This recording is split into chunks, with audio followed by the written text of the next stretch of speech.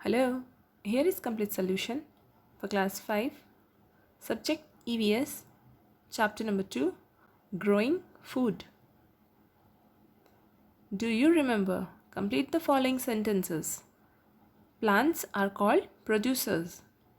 Second, plants need sunlight, water and air to grow. Third, we get food items like vegetables, fruit, rice and pulses from plants.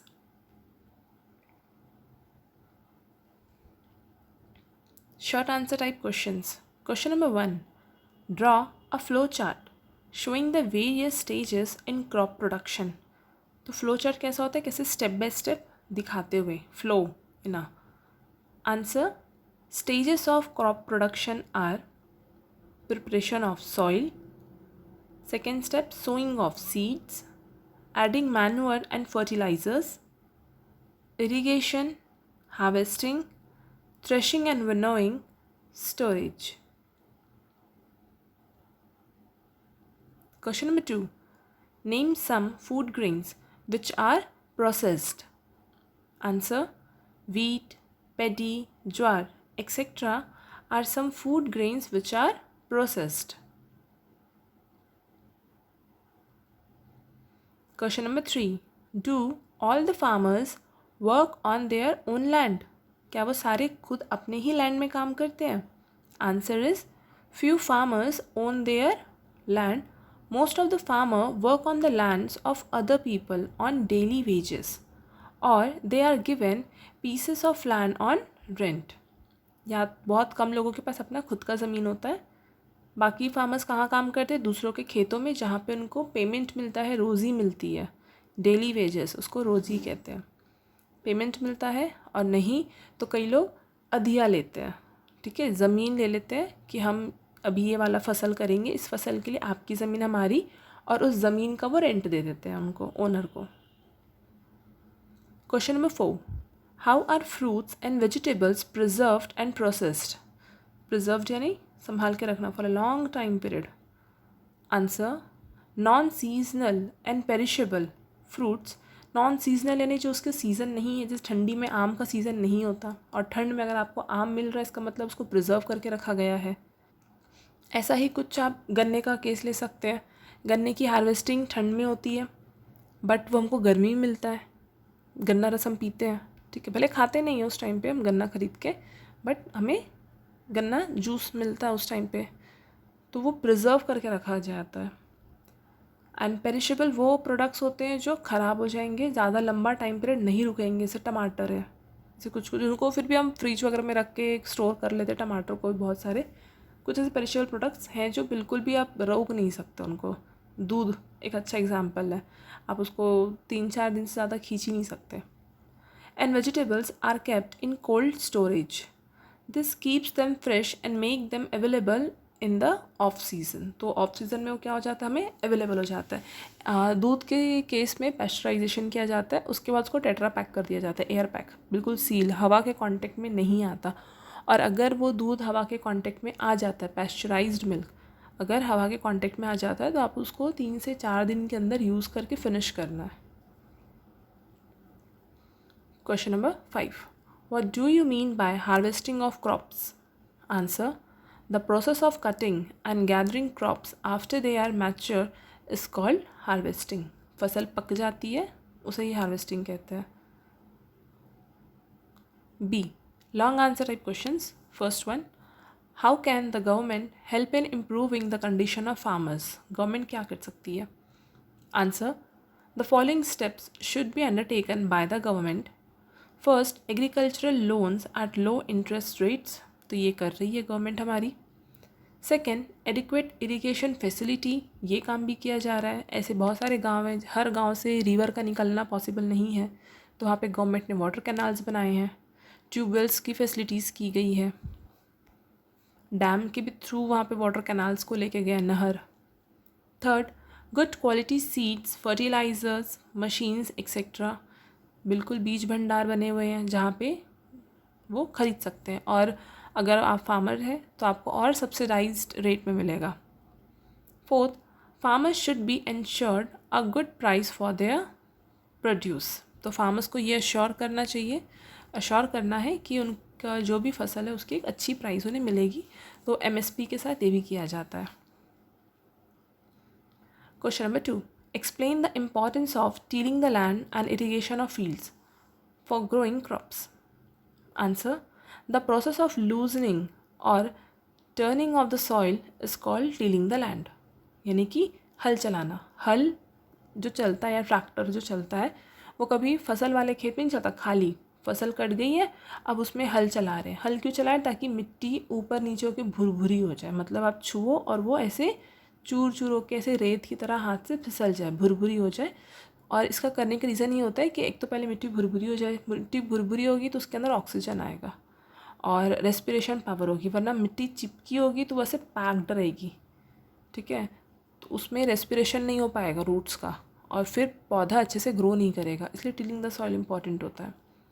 Second, it allows deep penetration of the roots, यानी वो जैसे oxygen का नीचे जगह मिलता है तो और साथ में इसको स्पेस भी मिलता है कि वो नीचे घुसे, कौन? रूट्स, अच्छे से डीप। जितना रूट्स नीचे ग्रो करेगा उतना प्लांट ऊपर ग्रो करेगा। Second, it helps in the growth of earthworm and microbes, उनको भी रेस्पिरेशन के लिए जगह मिलती है। The supply of water to the crops by artificial means is called irrigation of field. Artificial means यानी man made, नेचुरल तरीके से नहीं, हम मैन मेड अपने कुछ प्रोसेस के थ्रू वहाँ पे क्या करें, इरिगेशन करें, जैसे स्प्रिंकलिंग हो गया या ड्रॉप्स हो गए, वाटर कैनाल के थ्रू जो हम पानी भर रहे हैं, पतला पतला कैनाल बनाया जाता है, ऐसे नालियाँ, खेत के अंदर छोटी छोटी नालियाँ बनी होती है जैसे प्रॉपर ड्रेनेज सिस्टम की तरह पौधे के पास पानी जाता है। Its importance uh, first, water is required for germination of the seed, पानी चाहिए। Second, water is important for proper growth. Question number 3, how are the grains stored after harvesting? कैसे स्टोर, कहाँ स्टोर किया जाता है?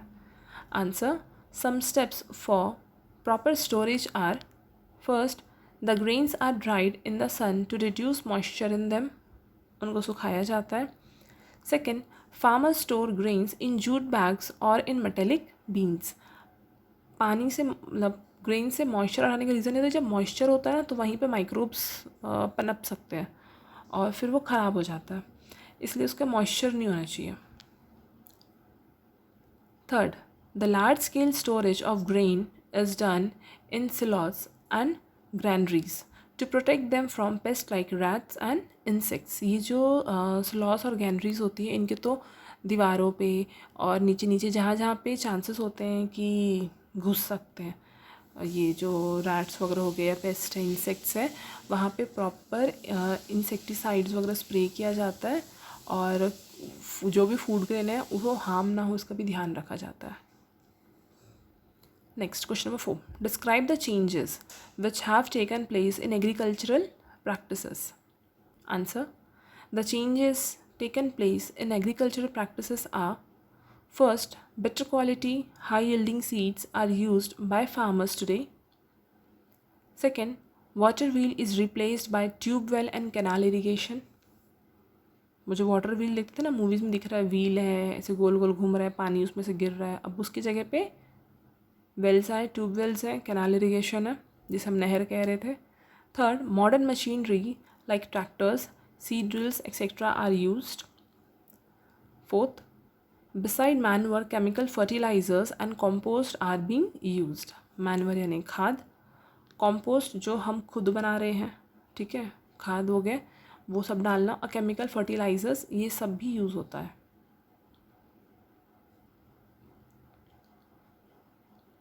C, fill in the blanks. First, nearly 70% of the people in India live in villages. Second, the activities involved in the growing of crops are called cultivation. Third, wheat and pea are rabi crops.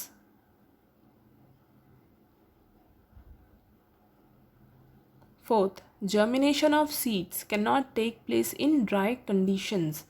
है ना, गर्मी चाहिए होती है, seed को पानी भी चाहिए और थोड़ा सा उमस, ह्यूमिडिटी वाला उसको सीन होना चाहिए मिट्टी के अंदर, तो वो बहुत तेज़ी से स्प्राउट करता है। Fifth, milk is processed to form cheese, milk powder and milk food. Sixth, The large scale storage of grains is done in silos or granaries. 7th, meat is preserved by freezing. Define the following. First one, crop. When plants of the same kind are grown and cultivated at one place on a large scale, it is called a crop, यानी फसल. जब एक ही type की variety बहुत बड़े area में लगाई जाए उसे ही क्रॉप कहेंगे, फसल कहेंगे. Second, subsistence farming. Farming that meets basic survival need is called subsistence farming. मतलब आपने जो खेती की है वो सिर्फ आपने अपने लिए की है, अपने सर्वाइवल के लिए की है, ठीक है, अपनी बेसिक नीड फुलफ़िल करने के लिए, ना कि उसको बेच के पैसे कमा के करने के लिए, ठीक है. जैसे किसी ने फार्मर ने खेती की, उसने पैडी लगाया और जो भी उसमें से प्रोड्यूस उसका आया, जितना भी क्वांटिटी था, उसने उसको चुपचाप अपना पैक करके रख लिया, ठीक है, कि इसको मैं साल भर क्या करूँगा, कंज्यूम करूँगा. तो वो सबसिस्टेंस फार्मिंग है. बट वहीं पे अगर वो क्या करता है, प्रोडक्शन करता है और उसको बेच देता है, तो वो कमर्शियल फार्मिंग होता है. मतलब उसने पैसे कमाने के लिए उसको क्या कर दिया, सेल आउट कर दिया. और ऐसा भी होता है कि पार्टली रख लिया, पार्टली बेच दिया. Third, kharif crops. The crops which are grown in the rainy season are called kharif crops.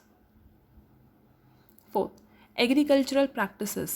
Activities involved in cultivation of crops are called agricultural practices. Irrigation. The supply of water to the crop by artificial means at different intervals is called irrigation. Sixth one, winnowing. It is a process where threshed crops are tossed in the air to separate the lighter particles of cloth, dirt and pest from them. जब harvesting हो जाता है उसके बाद threshing का process हो जाता है. मतलब धान को उनके पौधों से अलग कर लिया, बीज को अलग कर लिया, बट फिर भी थोड़े कचड़े रह जाते हैं, तो उसको हवा के थ्रू क्या किया जा रहा है, सेपरेट किया जा रहा है इस प्रोसेस में. या ऐसे भी समझ सकते हैं, घर पे मम्मी करती है ना, सूप में चावल ले लिया और उसको फटकती है, तो उसमें से कचरे क्या होते हैं, गिरने लगते हैं. फल्ली के साथ भी खासकर, तो हर घर में होता है फल्लियों को रोस्ट कर दिया, उसके बाद जो उसके लेयर्स होते हैं उसको हल्का सा रब करने से छूट जाता है और फिर उसको हम ऐसे पकड़ के फूंकते हैं तो वो उड़ के गिर जाता है. दैट इज़ विनोइंग, जब वो लार्ज स्केल में करें. Multiple choice question. First one, dash is a kharif crop. Groundnut. Second, water for irrigation can be obtained from. Well से भी पानी मिलेगा, पॉन्ड से भी पानी मिलेगा, लेक से भी पानी मिलेगा. तो answer is all of these. अच्छा, लेक्स और पॉन्ड्स, इसमें बेसिक डिफरेंस ये होता है, लेक्स यानी झील होते हैं, पॉन्ड्स यानी तालाब होते हैं. दोनों दिखते सेम है, बट डिफरेंस ये है कि पॉन्ड जो होता है वो ह्यूमन मेड होता है, वेरएज जो लेक्स होते हैं वो नेचुरल होते हैं. वो वहाँ की ऐसा कंडीशन रहा होगा जिस कारण से वहाँ पे पानी कलेक्ट होना स्टार्ट हो गया और धीरे धीरे बड़ा सा झील बन गया. जैसे मान लीजिए पहाड़ है, दो पहाड़ के बीच में गड्ढा था, खाई थी अच्छी खासी, वहाँ पे पानी भरता गया, तो वो अपने आप क्रिएट हो गया. वेरएज पॉन्ड में क्या होता है, हम गड्ढा खोदते हैं और हम उसको एक शेप देते हैं. जैसे चिल्का लेक है, तो चिल्का लेक को हमने नहीं बनाया, वो नेचर ने बनाया, खुद ब खुद बना. Next, the government should provide seeds to the farmers at subsidised rate of good quality. तो option number D, both A and B. अब फ्री में लेंगे तो फिर कोई यूज़ उसकी इज्जत थोड़ी करता है बेटा, प्रॉपर यूज़ नहीं करता. तो फ्री में नहीं, सब्सिडाइज रेट यानी डिस्काउंट करके, अच्छा खासा बड़ा डिस्काउंट छोटा होता है, सब्सिडाइज मतलब ज़्यादा पैसे का डिस्काउंट देना. तो ज़्यादा डिस्काउंट दे दो और अच्छी क्वालिटी का सीड्स दे दो. Fourth, the process of cutting and gathering crop is called harvesting. काट के इकट्ठा करना, that is harvesting. Distinguish between the two. Kharif crop and rabi crop. A point, crop grown in rainy season, whereas rabi crop grown in winter season. Kharif crop grown between June to September, rabi crop grown between October to March. दो फसल होती है ना ये proper. बीच का time period generally लोग छोड़ देते हैं ताकि लैंड अपने आप को वापस से रीगेन करे. बहुत काम हो जाता है ना, सॉइल के ऊपर भी लोड हो जाता है, तो उसको भी थोड़ा सा आराम दिया जाता है धरती को कि चैन से रहो थोड़ा time period. Under kharif crop for example paddy, cotton, groundnut etcetera. For rabi crop example wheat, pea, gram, etc. Second, subsistence farming and commercial farming. Subsistence farming, crop is grown in small quantity. यहाँ पे सिर्फ अपने लिए ध्यान दिया जाता है. Whereas commercial farming, crop is grown in large quantity क्योंकि यहाँ पे बेचना है, बेचने के मोटिव से किया जा रहा है, पैसे कमाएंगे. Subsistence में पैसे नहीं कमाएंगे, उसको हम फिल करके रखेंगे और साल भर हम खाएंगे. Farming is done in small land, whereas farming is done in large farmland. ये जितना ज़्यादा प्रोड्यूस करेंगे उतने ज़्यादा पैसे कमाएंगे. Subsistence farming, crop is grown to meet basic survival needs. अपनी नीड्स के लिए किया जाता है कि हमको खाना मिले at least. Whereas in commercial farming, crop is grown to sell in market and earn profit. तो जो पहले बहुत पहले अर्ली मैन वाला जो एरा था और उसके बाद के जो रिसेंट एरा थे, उस टाइम पे सबसिस्टेंस फार्मिंग ही की जाती थी. फिर जब धीरे धीरे जैसे जैसे मार्केट बनने लगा, हमारी रिक्वायरमेंट्स बढ़ने लगी, फिर हम कमर्शियल फार्मिंग की तरफ आने लगे धीरे से. रीज़न सिर्फ खाना ही हमारी रिक्वायरमेंट नहीं है, हमारे अदर भी रिक्वायरमेंट. हमें बर्तन भी चाहिए खाना पकाने के लिए, तो हम कुम्हार से क्या फ्री में लेके आएंगे? नहीं. ठीक है, बाटर सिस्टम करेंगे, बट हमने क्या किया, उसको अपना अनाज दिया और उसके बदले में हमने उससे कोई दूसरा प्रोड्यूस ख़रीदा. ठीक है, तो कमर्शियल फार्मिंग भी बहुत इंपॉर्टेंट है. अगर वो नहीं करेंगे तो हम अपने बाकी के रिक्वायरमेंट्स कैसे फुलफ़िल करेंगे? सिर्फ चावल खाना ही हमारी रिक्वायरमेंट नहीं है ना कि सिर्फ चावल खा लिया हो गया. नमक भी चाहिए टेस्ट के लिए. अब नमक भी हम जाके तो नहीं बना सकते बेटा. At a time we can't perform all the task. Next, arrange the sentences according to the journey of food. Number them in the correct order. तो 9, 3, 10, 4, 5, 8, 1, 2, 7, 6. This is the correct order.